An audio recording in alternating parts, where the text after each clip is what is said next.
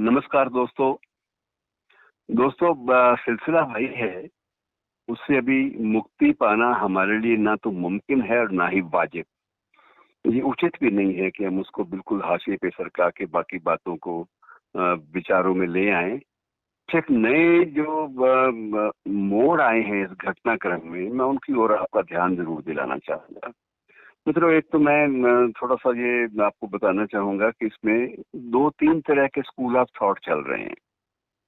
इनमें मेडिकल तो है ही, सामाजिक भी है, राजनीतिक भी है, अर्थशास्त्रियों का भी है और उनके साथ साथ ज्योतिषियों का भी है। अब ज्योतिषी अपने ढंग से इसकी गणना करते हैं। उनकी बात माने तो उन्होंने कुछ तारीखें दी हैं कि इन तारीखों पर थोड़ा थोड़ा ये चीजें तंग करेंगी। 14 मई की है, 15 जुलाई की है, फिर 5 अगस्त की है और आखिर में वो कहते हैं कि 3 सितंबर से 15 सितंबर के बीच में ये चीजें धीरे धीरे फेड होना शुरू हो जाएंगी। लेकिन इन भले बंदों ने इनका शुक्रगुजार होना चाहिए कि इन्होंने कोई खतरनाक हमें उपाय नहीं दिए कि ये दीजिए, वो करिए, ये दान करिए। ये चीजें निजी एक जो प्राथमिकताएं हैं, निजी सोच है, इस पे छोड़ दी गई हैं। मित्रों, ये हो जाता है, कई बार ऐसा होता है कि जब भी कोई समागम होते हैं ऐसे माहौल में, जब भी ज्यादा लोग एकत्र होते हैं, चाहे वो धार्मिक समागम हो, चाहे सामाजिक हो, चाहे सियासी हो, राजनीतिक हो, उसमें ये चीजें जहां आपको दूरियां बनाए रखने की बात कही जा रही है, वहां ये चीजें नेचुरली स्वाभाविक रूप से परेशान तो करती हैं। लेकिन इनको हम धर्म से या अल्पसंख्यकों से या मजहब से जोड़ दें, ये विचार और भी खतरनाक है। ये भी एक तरह का वायरस है, इससे बचना चाहिए। और मोटी सी बात यह, कुछ एक बातें हमें अपने जहन में बैठा लेनी चाहिए। नंबर एक बात ये बैठा लेनी चाहिए कि इस वायरस का कोई अता पता, कोई तयशुदा इसका बर्ताव, इसका बिहेवियर पैटर्न, ये हमारे सामने अभी तक नहीं आ पाया। और अभी तक पहले सिम्टम्स जो आए थे वो बदल गए, उसके बाद एसिम्टोमेटिक इसको डिक्लेयर कर दिया गया ताकि इसके कोई लक्षण जो है विशेष, जिनसे आप दूरी बना सकें, जिनको आप नलीफाई कर सकें, जिनको आप हाशिए पे सरका सकें, ऐसे कोई सिम्टम विशेष जो हैं वो आपके सामने तयशुदा रूप में नहीं आते। मित्रों, कुछ एक बातें तय हैं। अन्य देशों से आया है वायरस, यात्रियों के माध्यम से आया है और उसमें हमारे अपने जो पर्यावरण की जो खराबियां हैं उन्होंने इसे हवा दी है। आदतें हमारी भी कोई सुखद कभी नहीं रही। हमने स्वच्छता को फर्स्ट प्रायोरिटी कई बार डिक्लेयर किया, लेकिन हमने सदा इसको लास्ट प्रायोरिटी दी, इसमें कोई शक नहीं है। और ये हमारी जो आदतें हैं, ये इस वायरस को पनपाने में मदद करती हैं। लेकिन इसके बावजूद मैं एक बात की ओर आपका ध्यान दिलाना चाहूंगा, वो है स्वामी विवेकानंद की बात। मित्रों, मैं स्वामी विवेकानंद का कोई भाषण या कोई प्रवचन आपको कोट करने नहीं जा रहा, सिर्फ एक मोटी सी बात बताने जा रहा हूँ कि 1899 में, अर्थात 1900 जो सन है उससे एक वर्ष पहले, उस समय भी एक महामारी जो थी वो व्यापक रूप से आई थी। और तब स्वामी विवेकानंद और उनके 4-5 सहयोगी, जिनमें भगिनी निवेदिता भी थी, कुछ और लोग भी थे, और उनके सारे के सारे ये सन्यासी थे, और इन लोगों ने एक मैनिफेस्टो तैयार किया था। तो वो मैनिफेस्टो जो है वो हालांकि आज से ठीक 120 वर्ष पहले जारी हुआ था, लेकिन अगर आपको मौका मिले तो नेट पे तलाशिए विवेकानंद मैनिफेस्टो ऑफ 1899। तो उसमें आपको डिटेल मिल जाएगी बहुत सारी। उसमें विवेकानंद ने बाकी जो बातें कही वो तो बातें अलग हैं, लेकिन दो तीन बातें उन्होंने जो तब कही थी वो आज भी प्रासंगिक है। एक सबसे पहली जो मैनिफेस्टो की अवधारणा थी, विवेकानंद ने बार बार ये कहा था, वहां के कलकत्ता के एक कन्वेंशन हॉल में उन्होंने युवकों को विशेष रूप से संबोधित करते हुए अपने संबोधन में कहा था कि पहली बात, महामारी से एक बात का ध्यान रखो कि इससे डरो मत। डर जो है ये दो कारणों से खतरनाक होता है। एक तो ये है कि डर आपकी जो प्रतिरोधक क्षमता है, जो इम्यूनिटी सिंड्रोम है, उसको कमजोर करता है और आप और भी हाशिए पे सरक जाते हैं। आप और भी एक कमजोर पड़ जाते हैं मुकाबला करने के लिए।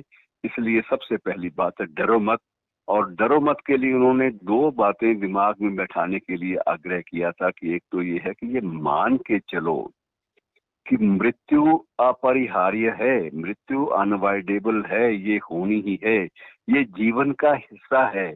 और मुझे उर्दू का शेर भी याद आता है कि मौत से आप नाहक परेशान हैं, कि मौत से आप नाहक परेशान हैं, आप जिंदा कहाँ हैं जो मर जाएंगे।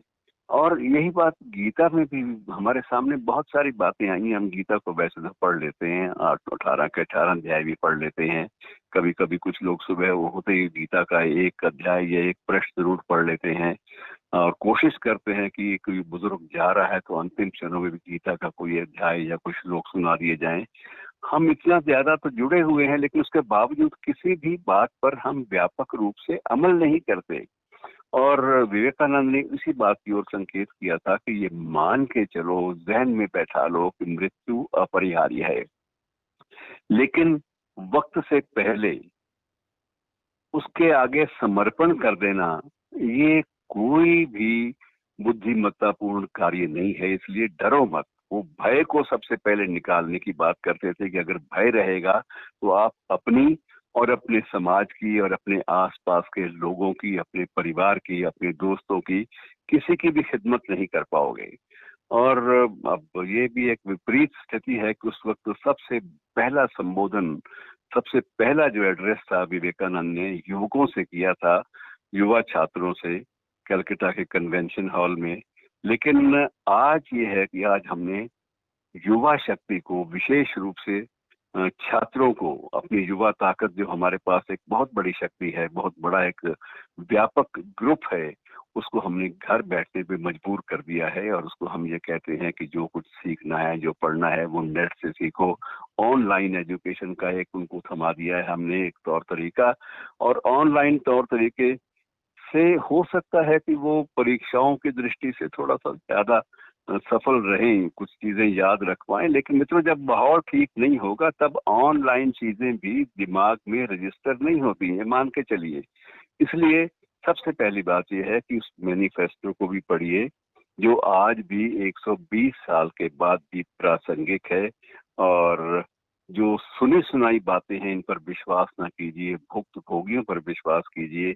और मित्रों, आप तो 4 दिन घर में बैठना पड़ा तो परेशान हो गए। आप सोनिया विलियम्स को याद कीजिए कि जिसने 4 महीने का समय अंतरिक्ष में एक तयशुदा नियमों के अनुसार एक ही अंतरिक्ष के उपग्रह में बिता दिया था, 4 महीने। और 4 महीने उसका सारा जिस्म असंतुलित रहा था, क्योंकि वहां गुरुत्वाकर्षण, ग्रेविटेशन की बहुत बड़ी समस्याएं होती हैं अंतरिक्ष में। कि हम लोग जैसे अब यहाँ धरती पर विचरण करते हैं अपने पाँव के बल पे, वैसे अंतरिक्ष में विचरण आप नहीं कर सकते। वहाँ गुरुत्वाकर्षण सबसे बड़ी समस्या है। तो मुझे बहुत सारी बातें हैं जिन पर बड़ी गंभीरता से विचार करने की जरूरत है। और हल्का फुल्का रखिए। और हो सके तो बहुत सारे विषय हैं, और भी गम है जमाने में, कोरोना के सिवा की राहतें और भी हैं। तो आप ये मान के चलिए कि जिंदगी में बहुत कुछ है जो हमसे छूट गया था। और अगर वक्त मिले तो अपने आप को उस तरफ ले जाने का प्रयास करें, और वक्त ना मिले तो सच्चाइयों का, कठोर सत्यों का, और जो धरातल पे जो जमीनी हकीकतें हैं उनको उनको आत्मसात करने का प्रयास कीजिए दोस्तों। यही एक तौर तरीका है जिससे हम इस महामारी का मुकाबिला कर सकेंगे। अगर आप ज्योतिष को नहीं मानते तो ना मानिए, लेकिन ये एक प्रकृति का नियम तो है कि जो चीज आज चरम पे जा रही है, धीरे धीरे इसका पतन भी होना है, इसने जिंदगी से गायब भी होना है। कोई महामारी ऐसा नहीं है कि दशकों तक चलती रही हो, ऐसा कभी नहीं हुआ। आल्बियर कामू का आप अगर एक उपन्यास है प्लेग, उसके कुछ अंश पढ़ सकें, आजकल बहुत कोट हो रहे हैं, तो पढ़िए, गुजरिए इन चीजों से। कि चीजों के सामने हथियार मत डालिए। बहुत सारे ऑप्शंस, बहुत सारे अनुभव, बहुत सारे एक्सपीरियंसेस, जिए हुए लम्हे, जिए हुए क्षण हमें अपने परिवेश में मिल जाते हैं। और उन्हें देखिए, पढ़िए, उनका आनंद लीजिए और उनको आत्मसात कीजिए। शुक्रिया दोस्तों, आज इतना ही। कल किसी नए विषय को लेकर आपके सामने प्रस्तुत होऊंगा। धन्यवाद।